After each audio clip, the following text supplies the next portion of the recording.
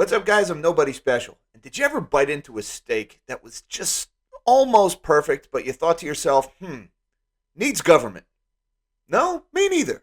Well, the government hasn't got that message because today they announced all kinds of new measures aimed at them getting more involved in your steak because they say your steak is getting too expensive. Not because of their money printing or their overregulation. No, your steak is getting too expensive because of the greedy meat companies. So the government is riding to our rescue because they've done such a magnificent job on making things more affordable in the past. You know, affordable things such as housing and healthcare and higher education. Thank God they made those things more affordable.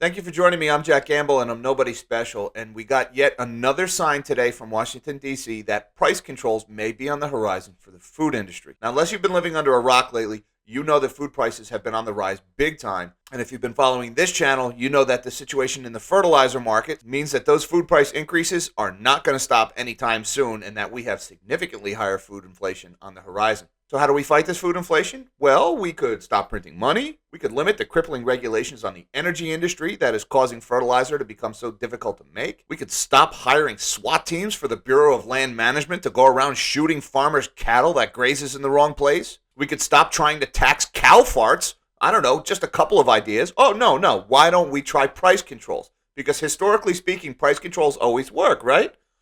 Not so much. Actually, historically speaking, price controls fail every single time they have ever been attempted, ever in history. They have failed every time. They make things worse. The solution to shortages is higher prices, okay? We have higher prices right now because we have shortages. When you ban higher prices, all you're doing is institutionalizing shortages. Well, rather than trying to fight food inflation in ways that might actually work, it seems like we're going to go with the politically expedient way of making demons out of the food companies, blaming them for everything that's wrong, and placing controls on the prices that they're allowed to charge. And when there's no more meat on the shelf at the supermarket, we can just blame those same companies and say, see, it's those greedy companies' fault. Now, before we get into the details, I have to ask folks, could you like this video, subscribe to my channel, and hit that notification bell? It really helps me out. It helps me to keep this channel growing, and I'd be forever in your debt. And now, it is that time to shrink my big, fat melon of a head. And let's get into this article. This is on Fox Business Today. Biden to target meatpacking giants over surging inflation. White House unveils a $1 billion in federal funding to address anti-competitive behavior by meatpacking giants. And I have looked, folks, and there is no detail anywhere on what this anti-competitive behavior is. They're just saying that it's out there. We don't know what it is. A little short on the details, but I digress. President Biden on Monday will roll out a new plan to target a handful of meatpacking companies that control the bulk of the nation's supply, months after his administration accused the conglomerates of facilitating anti-competitive behavior that has caused meat and poultry prices to skyrocket. Biden will join Agriculture Secretary Tim Vilsack and Attorney General Merrick Garland for a virtual White House meeting with farmers and ranchers to announce the administration's plan to tackle rising prices and boost competition industry-wide, including $1 billion in federal funding from a relief package that I shall not mention to help expand independent meat and poultry processing capacity. The White House will also dedicate funding to train workers in the industry and improve conditions and establish stricter rules for meatpackers that use a Product of USA designation to ensure consumers are aware of where the meat is coming from. Now, I don't know about you guys, but I happen to notice every time the government gets involved in making things more affordable, those things tend to become more expensive. Think I'm kidding? Housing, healthcare, higher ed, just about anything the government has ever said we're going to make more affordable? Because apparently establishing stricter rules for meat packers is how you bring meat prices down. That's interesting. Now, reading on, I found this article in Bloomberg on the same issue. President Joe Biden will announce plans on Monday to combat the market power of giant conglomerates that dominate meat and poultry processing, ratcheting up a month-long campaign that blames anti-competitive practices in the industry for contributing to surging food inflation. The latest announcement focuses fresh attention on Biden's fight with the meat industry and helps cast him as a president willing to take on powerful business interests over consumer prices. Many Democrats are concerned that months of negotiations over Biden's economic plan have distanced him from much of the most pressing kitchen table concerns facing Americans. Inflation has swiftly moved to the top of public concerns as the annual rise in consumer prices hit its highest level in almost 40 years. Meat prices, which in November were up 16% from a year earlier, have been the biggest contributor to grocery inflation. Meatpacking industry representatives have blamed soaring prices on labor shortages, rising fuel prices, and supply chain constraints. Now, the U.S. Chamber of Commerce was quick to react to this, issuing this statement on its website today. U.S. Chamber of Commerce objects to misguided administration efforts to address meat prices. And reading straight off their website, the following statement can be attributed to Neil Bradley, Executive Vice President and Chief Policy Officer, U.S. Chamber of Commerce, on recent action taken by the administration on meat prices. Like so many other products, the factors driving meat prices higher include increased demand, health-related supply chain disruptions, and increased input costs, especially higher energy and labor costs. One has to ask if, as the administration asserts, consolidation in meat and other industries has been a problem for years, and it's also driving the current surge in prices, then why didn't it drive prices higher before? It's pretty clear that the administration is attempting to use higher prices to justify their pre-existing agenda to overturn decades of bipartisan consensus around antitrust and competition policy in favor of government knows best regulatory approach.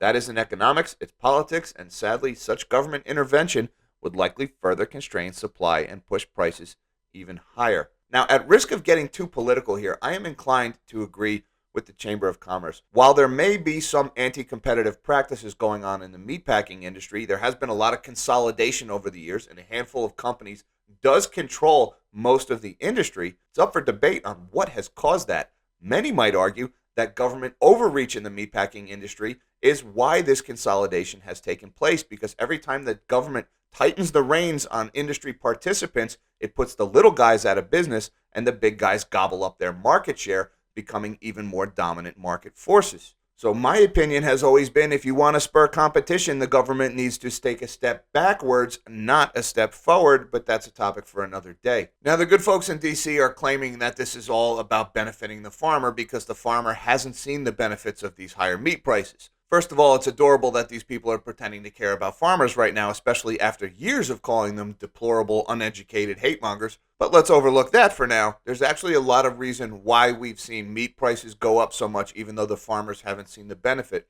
And we've seen similar things in other industries. You see, the unfortunate health situation that happened over the last few years that I'm not allowed to talk about or my channel gets censored, that has caused disruption to the meatpacking plants, where the workforce has gotten sick and it's slowed down productivity. Combine that with supply chain disruptions, it's hard to get the meat from the farm to the meatpacking plant to the supermarket.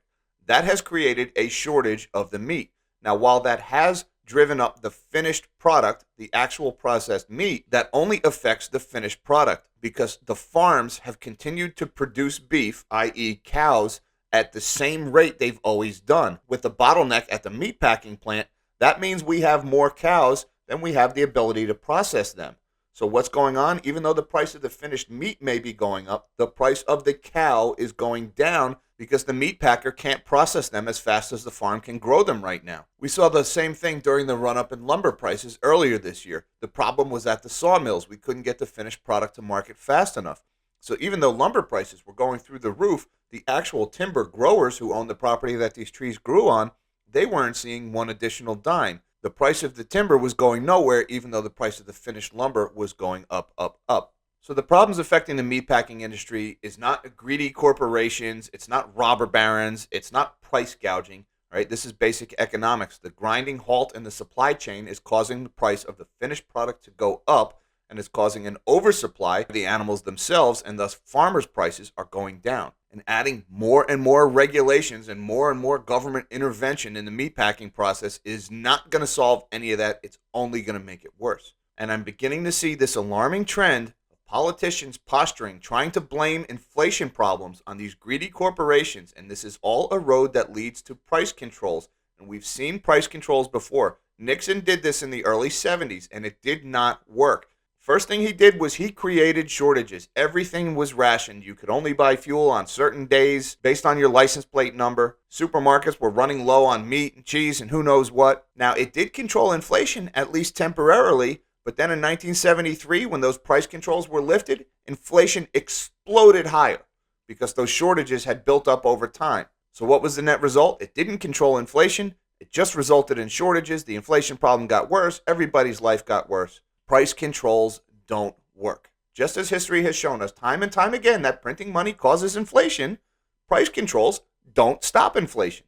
Keep telling yourself this time is different. Keep making the same stupid mistakes over and over again. So long story short, I see the government making a lot of the same stupid mistakes over and over again, telling themselves this time it's different. They're going to keep making the problem worse. The problems we're having right now is the government got too involved in the economy. They shut everything down. They put everybody out of work, and they printed money to compensate. Now we have inflation, a whole new set of problems, and now the government is getting involved and causing all these other problems to try to fight that. They're just going to cause new problems. If you really want to solve these problems, the government needs to back up, let the economy find its happy place, reach equilibrium, then maybe we can deal with this little debt problem the world has going on. That's a story for another day. Guys, I want to thank you for your time. Thank you for watching this video. Don't forget, give me a thumbs up, subscribe to my channel, hit that notification bell. It really helps me out. I'd be forever in your debt. Until next time, live small and dream big.